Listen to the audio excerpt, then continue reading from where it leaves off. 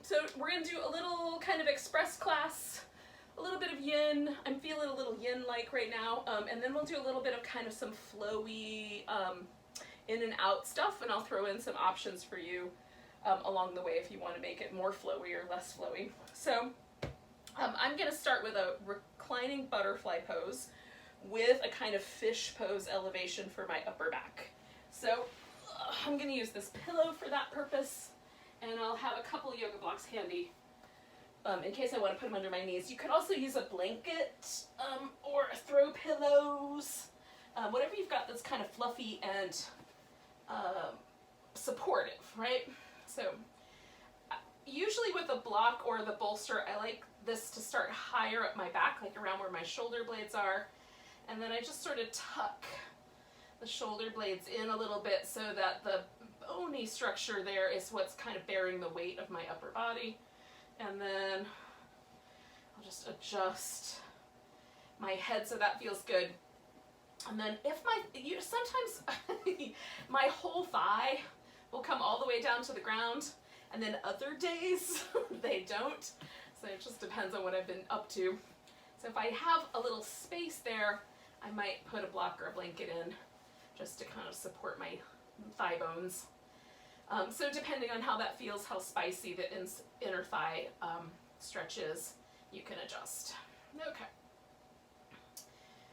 So then we'll take nice deep breaths. Kind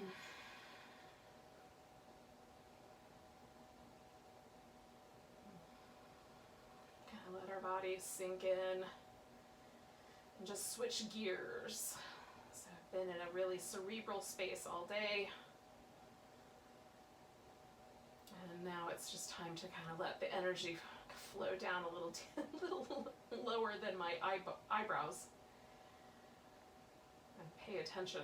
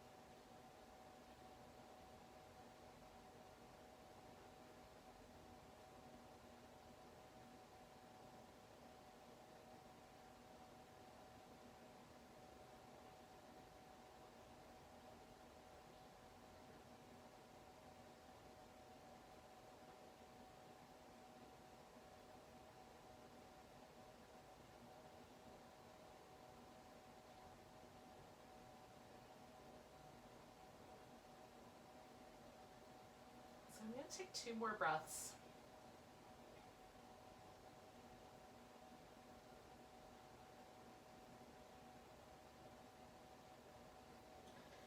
Now I'm going to take the legs away first. And sometimes when I straighten out my legs, this creates a little deeper back bend for me. So I'm going to emphasize that with kind of a long stretch over my head and down. And then after that, I'll take the pillow out from underneath me. I'm just setting things aside so that they're nearby but not in my way. I'm going to pause for a moment and just sort of feel the outcome, results, the signature left behind by that pose. So it might be a little sensitive on the inner thigh. There might be kind of a nice feeling in the upper back. Now, depending on how you went about that pose for yourself, there might be slightly different sensations. So let's do some shoulder stuff because I'm in love with it. So we're going to take the arms essentially through this range of motion, just from the hips all the way over the head. So you just want to make sure that you're not going to run into anything. So furniture or something like that, then you can adjust. I'm gonna keep my feet in this constructive rest position because that makes my hips the most stable. And then essentially what you're gonna do is just reach as far as you can. Just really reach through the arms, all the way up, all the way over. I'm still trying to stretch my arms further until my thumbs come to the ground. Now some people, there might be some issue with the shoulder and you don't go that far, that's fine. Just stop where it's appropriate to stop and then come back stretching through the arm. So right now I'm trying to grab my ankles, like I'm reaching really far down, and then as I move the arms, I keep stretching. When I get to here, it's almost like I'm trying to lift my back up off the floor. And then as I come overhead, I try to stretch overhead as far as I can. And what I love about this is this kind of changing landscape of muscle contraction and release that you can feel in the shoulders, in the chest, in the arms. Let's do it one more time.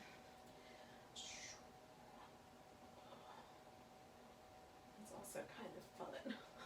It feels interesting to try to lower and raise the arms slowly. Now we're going to come back to the chest in a moment, but let's come all the way back to the starting point and then just kind of let the arms relax, however you want to let them relax, either bent at the elbow or not.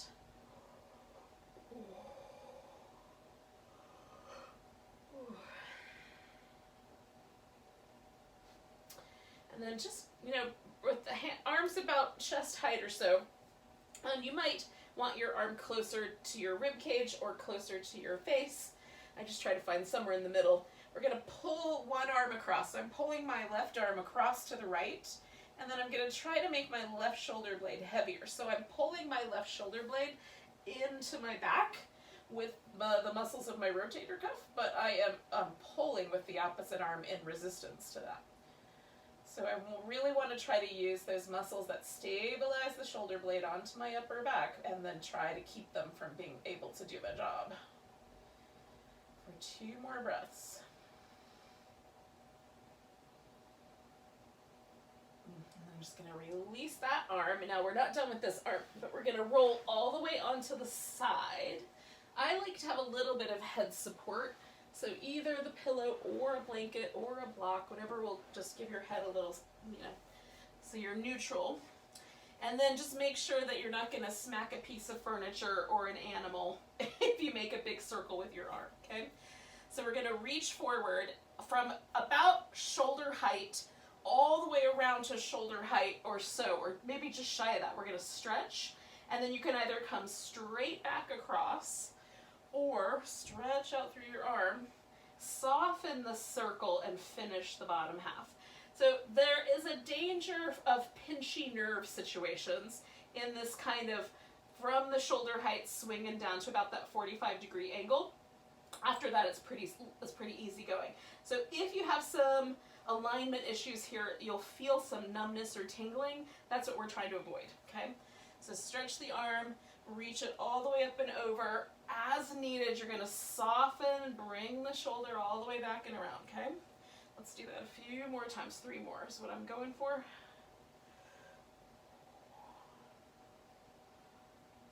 Just being mindful of that little tricky spot there at the end.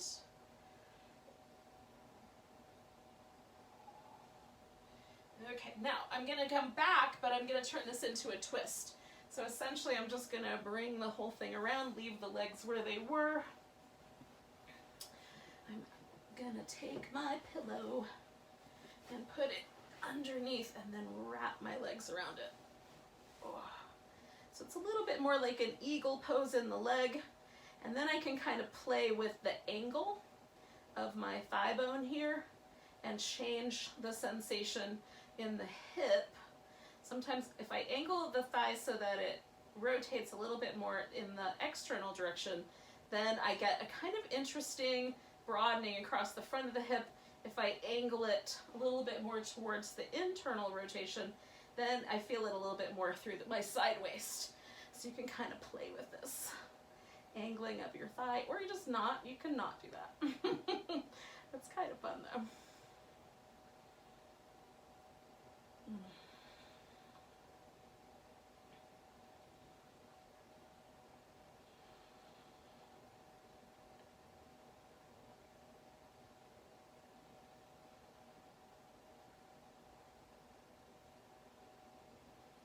gonna stay for about 2 more breaths. I might do a third one at the end of that if I like it. I think I'm gonna come back. So I'm just gonna bring myself all the way back to the center and take just a moment and kind of rinse out that arm, rinse out the legs. There's a point that I'm looking for when I do this, where I feel a kind of sense of my body relaxing back. So often when I'm transitioning through poses, or I do a pose that I've held for a while and then I'm moving away from that pose, there's this kind of sense of vigilance in my nervous system, where the body kind of, I think my nervous system's just making sure I'm going to take care of myself. This is all me, so it's funny to talk about me like I'm separate entities, but for the sake of this discussion, we'll do that. So, in any case, there's a point where my nervous system stops being vigilant, and I can feel it. It's, you know, the way I describe it is like when you lean the seat back in the car, there's just a sense of like ease that shows up. And so I'm always like looking for that little point, and sometimes it takes like just a few seconds, sometimes it takes a little longer, but I'm watching as I'm kind of transitioning around in different poses for that sense of like the vigilance has relaxed, and my nervous system trusts me. Again, maybe for good reason, maybe not. All right, so we're gonna do the other side of this, right? Ugh.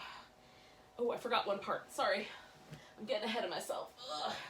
I'm gonna grab that upper arm, and then I'm gonna pull myself across. Ugh. So I'm pulling with my left arm, ugh, and then resisting with the right shoulder blade muscles. And essentially what I'm trying to do is pull my shoulder blade back onto my back, and my left arm is not letting that happen. So then there's this tension created between, this kind of isometric contraction is created between these two places, between my upper back and my shoulder blade, as I'm trying to get that blade to go back down onto my back. And so 2 more breaths here. I really like this. I think it's interesting. It's not always easy to do it because it kind of feels a little bit like you know, it's like a struggle. It's a little bit of a struggle, but I like the way it feels when it's done. There's this kind of freedom that happens underneath my shoulder blade that I'm into. Okay, so now I'm gonna make the circles, and I just want to make sure I'm not gonna smack any furniture. So reaching out, and the whole overhead, I'm trying to make my arm longer, and then right in that little sensitive spot, I get softer. So I'm going to do that 3 more times.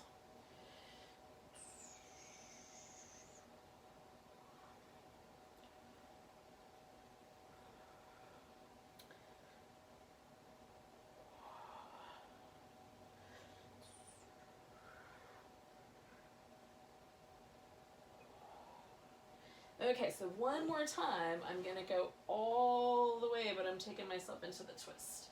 I'm basically just stopping when I feel that nice stretch through my chest. And then adding on with the legs as it seems appropriate to do so. And so I'm inviting you to join me, but you're at your house. You can do what you want.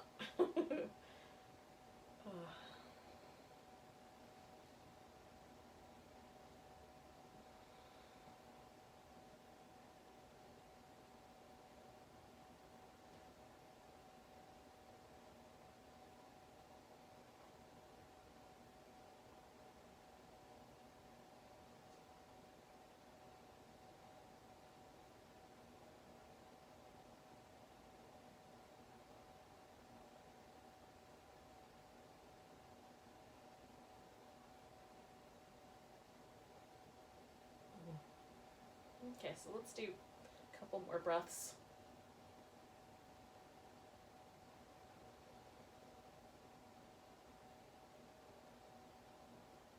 One of the dangers of me doing yoga is that I kind of go in here and get lost and forget that you're there, which is why I generally, when I'm teaching in person, I do not do the yoga, because Sometimes you guys go away for a long while. But in any case, here in this world, I get to do the yoga too. But occasionally I do still slip off into my own little netherland. So I'm just kind of paying attention, seeing for that kind of sense of release. My shoulders feel pretty good. There's still just a tiny bit of vigilance that I'm feeling around my lower back and hips. So I'm just going to pause here for a little bit until I feel that kind of sense of letting go. Okay, now I'm trying to decide what I want to do next. I'm feeling like doing some seated work. So if you're willing to join me for that, that's what I think we'll do next. And this is not going to be yin, but we're going to do some yin shapes. We're just not going to hold them for the length of time that we would normally hold them for yin. So, come on up. I'm going to do some little cat-cows and some little neck releases because I've been sitting for too long.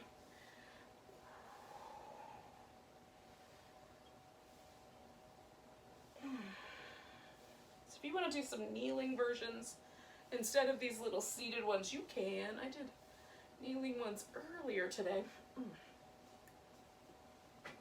Now I'm doing these guys. Okay. So I've got a few props. I've got a pillow, I'm going to grab a blanket, and I've got a couple yoga blocks. So those are all nice things to have for what we're about to do. In case there's like a bony protrusion that you need to pad up, or you just want to sit up on the edge of a blanket. So we're going to start with a kind of wide shape like this. Okay, so I've got one leg that's straight, one leg that's bent. You can pull this foot in a little tighter if you want to. I'm trying to go for a pretty wide shape here. And so this is option number one, which is to stay in this kind of Janu Shirsasana kind of shape and fold yourself over. The other possibility is to do the gate pose. And since this is October, and I like to try to stick in some Halloween flavored poses, I like to refer to this as the latch on the gates of hell pose. And it might be for you for a couple of reasons. But if you turn your foot around the back way and kind of pull it in towards your heel, pull your heel in towards your hip as far as it wants to go, then it sort of tilts the pelvis. So we're in line for this side bend. So the side bend becomes kind of longer on both sides, and a little less like one side's long and one side's short. So if you want to go for that and come with me as I add Halloween themes to otherwise normal yoga poses, come with me on my journey. We should hold the gates closed, I figure, so we should be good gate latches. Sometimes at this time of year I like to tell the story. There's a Babylonian legend of Inanna and her sister Ereshkigal, and I may not be pronouncing those right, but this is how I remember them. So Inanna is the goddess of light and all things above the earth, and Ereshkigal is the goddess of the underworld, darkness, and all things in the shadows. And so clearly as sisters they probably had some issues. But in any case, in order to get to the underworld, you have to pass through 7 gates. So we'll do one more breath. Maybe we've held this for 7 breaths in the 7 gates to the underworld. Oh, and then we're going to come all the way up. Now what I'm going to do is turn this into the deer pose, and this is where I'm talking about kind of getting into some yin poses. So I'm just going to bend my top leg, and I'm going to swing my foot out. So I've got kind of 2 90-degree angles, about 90 degrees apart. No one's getting out protractors. You can do what you want. So sometimes I like to do this as a forward bend, so it almost turns into kind of a pigeon-y flavored variation. You can also add a twist. So yesterday it felt really good to me to twist that way. Today I'm liking this forward bend version, so you can kind of shake it up. You can also just sit upright. So we'll stay here for about 7 breaths or so. So a little less than we would for a yin class, but enough to kind of get some interesting flavor to the hip.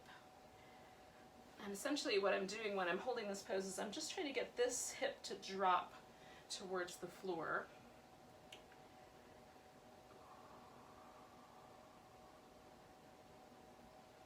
You know, my mind is starting to percolate on a theme. So I'm going to bring myself back to my breath, and we'll think about that later.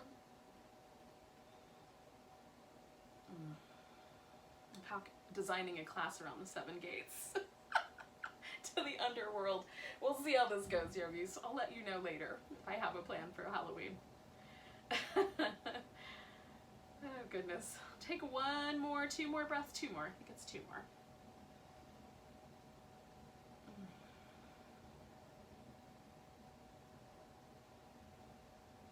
All right, so then I'm gonna take this guy and bring it around on top. And I'm gonna do the pose that's sometimes referred to as square pose or double pigeon or fire logs. You could also do the Gomukhasana where you stack the knees instead. So Gomukhasana, the knees stack on top, and if you sort of look down, your legs make a triangle. And for the double pigeon or the fire logs, you stack the legs, shins on top of shins. You can modify, I'm gonna modify, because my little bony ankle joint pushes right into this tiny, soft, tender place on the top of my knee, and it is not a pleasant thing. So this is better. Now, for some of us, leaning back is actually the best way to get some length in the spine. Some people sitting straight upright is going to be just right, and then for some of us, folding forward through, bringing the pelvis forward a little bit is going to be available. So you just kind of feel it out. Make sure your knee feels safe, doesn't feel like it's in a really vulnerable place. Knees are the great negotiator of the body. They have to deal with the hip and the ankle and foot, which are often giving them separate ideas about reality. So they have to split the difference between the two. And like a lot of negotiators, they often come out looking like the bad guy, but it's not them at all.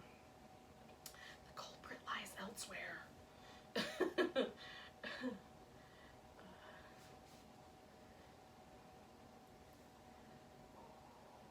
So again, I'm going to do about another 3 breaths or so, 2 or 3.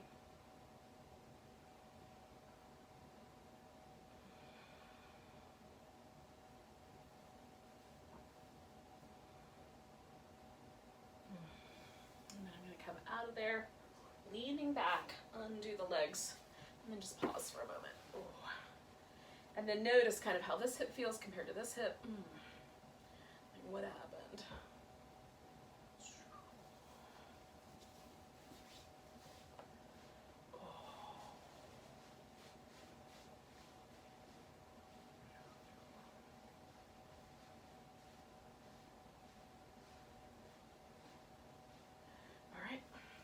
About you, but I am excited to do the other side.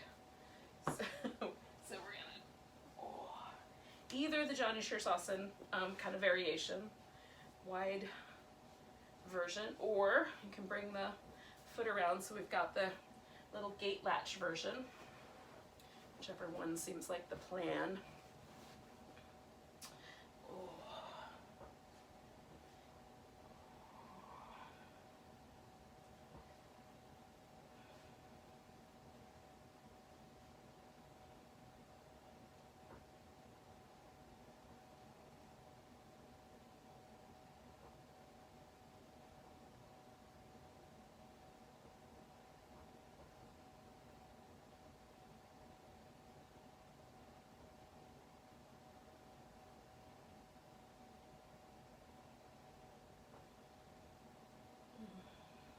Just exploring with my breath,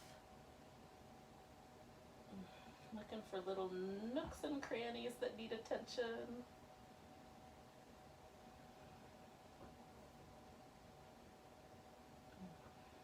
2 more breaths.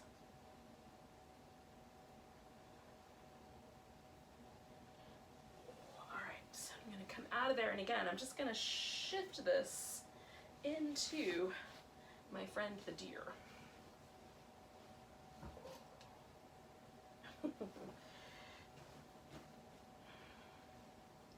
Deer seem like nice creatures. There's somewhere in Midlothian there is an albino deer that I I know several people who've seen the albino deer in their yard. Ghost deer. There's all kinds of interesting legends of albino creatures. You know, there seem to be a kind of magical, thought of as being somewhat magical. So there's a notion that they kind of bring good luck, or that they bring messages from the other world. If you spot an albino deer, tell me what you get, what sorts of messages you receive.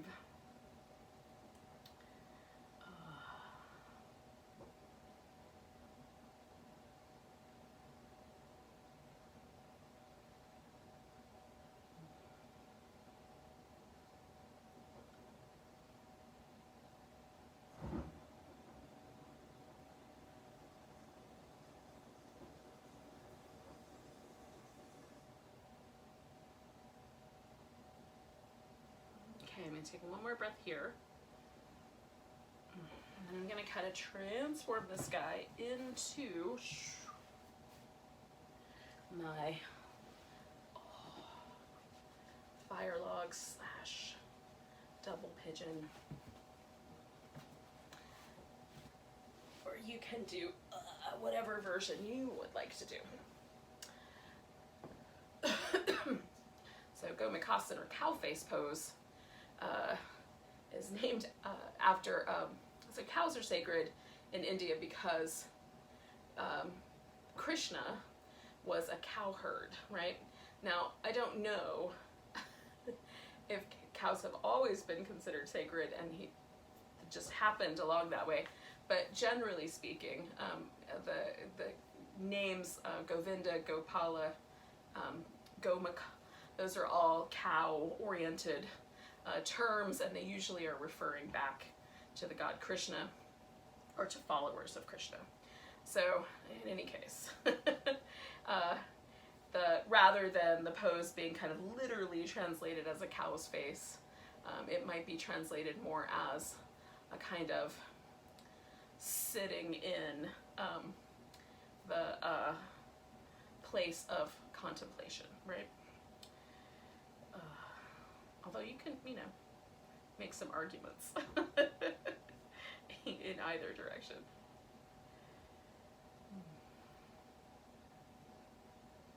So in that way, like, all of these poses would sort of achieve a similar end when you're sitting in contemplation.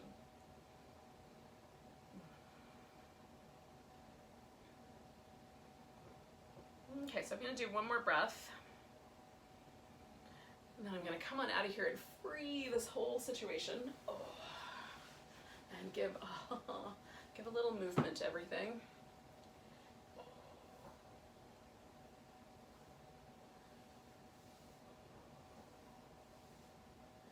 I want to do some little cobra-y kind of shapes, I'm going to do some little flowy cobras. I might turn it into a half frog pose. That's actually sounded really nice tonight.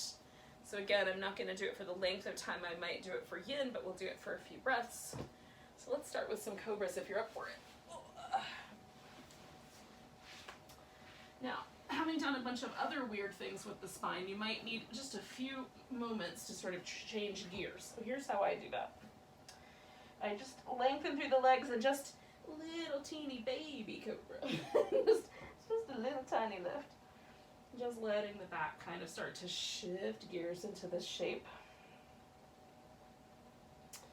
And then as it feels good, I can come up a little higher. And I'm doing all this with my back muscles, not pushing with my hands, just using them as support. So I'm not doing anything my back isn't ready for, right? Because my back is doing all the work.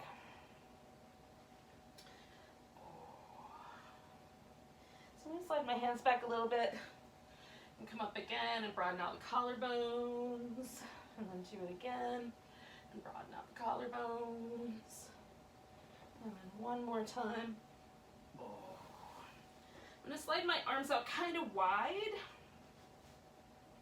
fingertips pointing forward, take one shoulder forward and up. So I'm trying to get my right shoulder to go up towards my ear, so if I turn my head to the left, that gives me a little bit more room, and then pull the left shoulder blade down and to the right, and then come back to the center. And same idea the other way. So left shoulder blade's going up toward my ear, right shoulder blade down and to the left, coming back.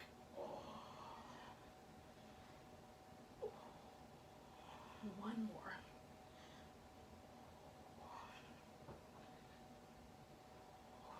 Okay, so now I'm going to do a little frog. I'm going to use these objects in a moment, but I'm going to take one leg and just sort of kick it out to the side, open up a little flipper. So you're going to get sensation changes based on how high you lift the knee, how far out the foot goes, and how far out and towards the ground your hip moves, okay? And then you can stay propped up on your elbows like a sphinx, or you can kind of make it a little more relaxed by using a pillow to kind of hold the back bend, and then just pause with that shape with the leg. So I'm going to do this for 7 breaths, and then I'm going to add this left leg into the mix.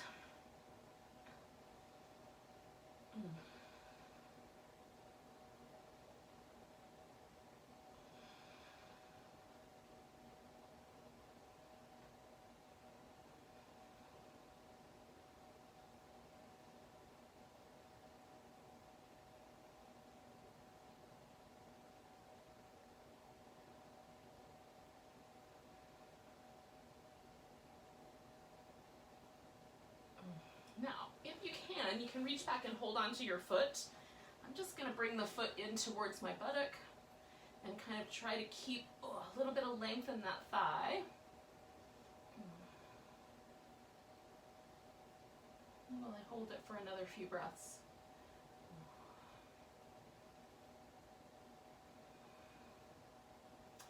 So I'm kind of releasing every now and then just to get the tension out of my hip flexor. So I'm trying to keep the hip flexor soft, but work on the quad. It's not always easy. They like to help each other.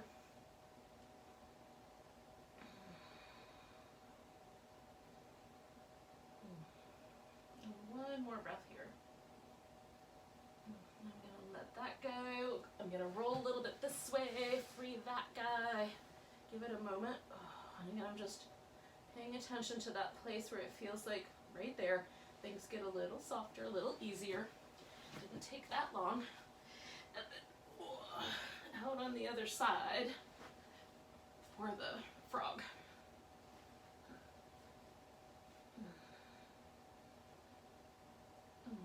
Again, I'm just going to pause for a little bit. Trying to relax my hip as best I can.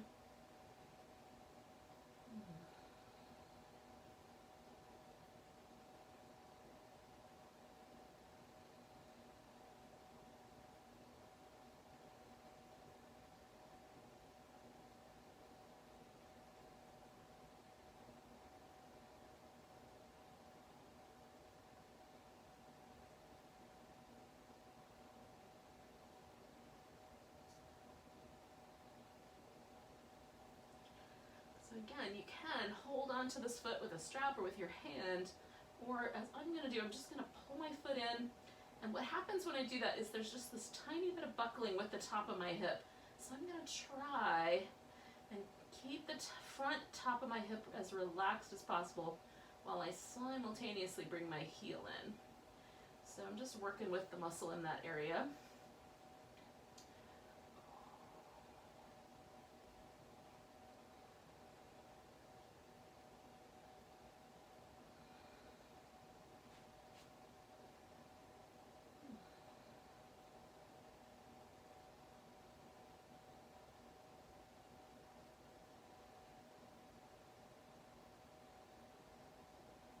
I'm going to do a couple more breaths.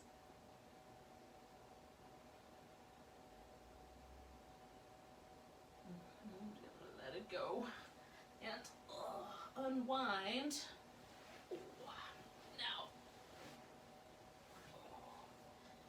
just for a moment, roll into my side.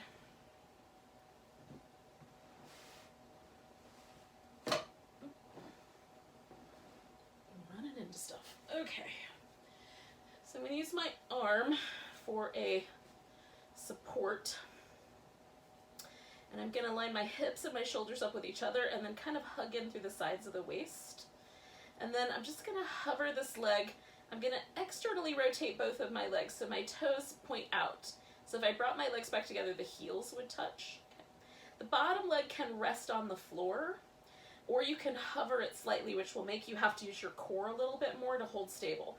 We're going to try to hold everything above the waist completely still. And then this leg is going to circle in a, just circle in however big a circle you can control. And as you find yourself kind of getting a little jiggly in the middle, you're going to try to control that with your abs. So we're just going to connect. Connect in. All right, so then we're going to pause and do the opposite. So I'm going to rotate internally. So if I brought my legs back together, my toes would touch, my big toes. And then I'm going to try to circle the other direction. Now this one's harder for me to control the wobble with because I have such a small range of motion here. Oh. Can you feel the difference in your hip between the internal and the external rotation? Okay, so then we're going to bring the legs back together. Give them a second to just relax. Oh. And then we're going to do a little kind of come back to this internal-external rotation. And we're going to try to focus on this area of the hip, this kind of gluteus medius area right up here on the side and upper part.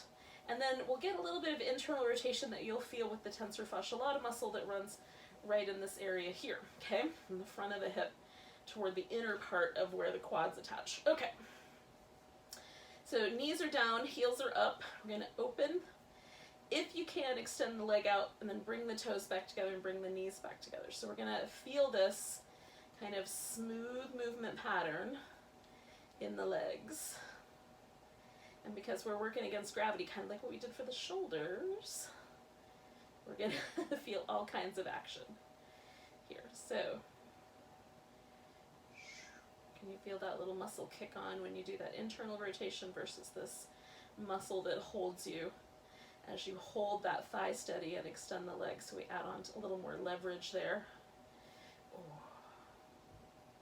All right, let's try 3 more of those. Move nice and smooth.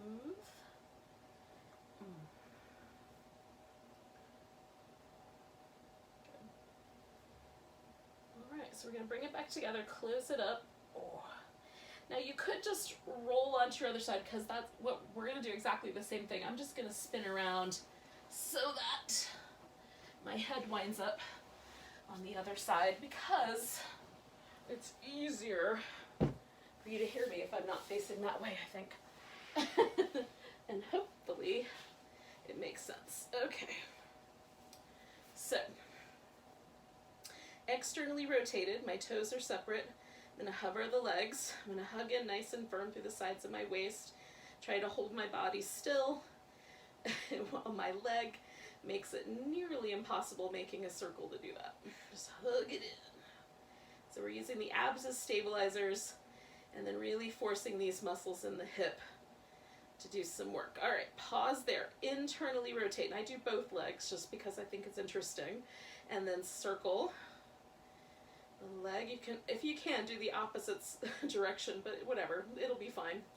Sometimes I don't remember which direction I went, and it still works. Try to hold that internal rotation a couple more, 1 more, and then come on down. And then again, we're going to do these little like clamshell / butterfly kicks. So open, extend the leg if it doesn't bother your knee to do so. Otherwise, you can just hover and then bring it back together. And we're trying to, it's almost like we're underwater. We want to move just like we did with the shoulder, kind of like there's resistance there, okay? So we're holding that femur really steady as we extend out that leg. Good, let's do 3 more, if you can.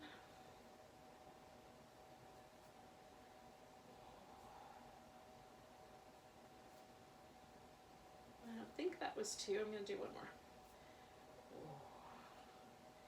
And we're just going to come on down. And feel this delicious kind of warmth in the outer hip. And for the most part, you guys, we've kind of been together now for about 45 minutes. So we're going to do a few minutes of some Shavasana, or you could do an inversion like legs up the wall, for example, or legs over the couch. Oh. Just so we have a couple moments before we go to bed, or whatever it is you do at the end of the night. I like to read.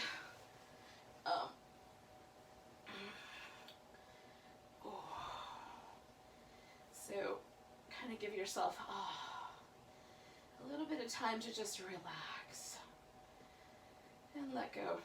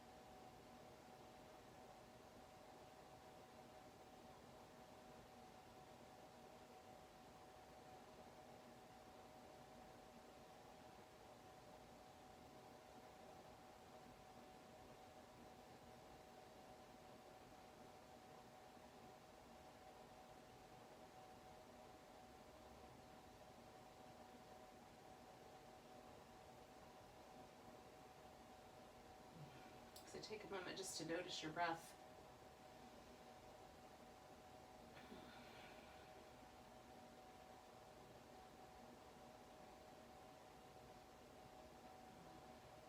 I love that feeling of kind of the breath dropping in, and touching all of the places all the way through the body, all the way to the toes. You can feel it to your fingertips. It's really cool. As the whole body kind of responds to the breath.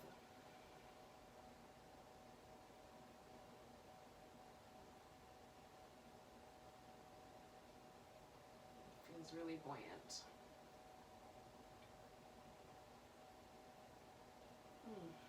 And then take a breath and stretch. Give yourself some little wiggles.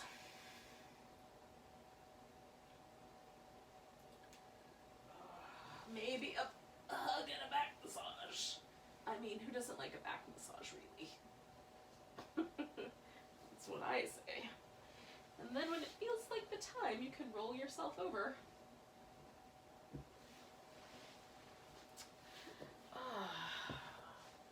So thanks for joining me tonight, you guys. It's nice to have you show up so late.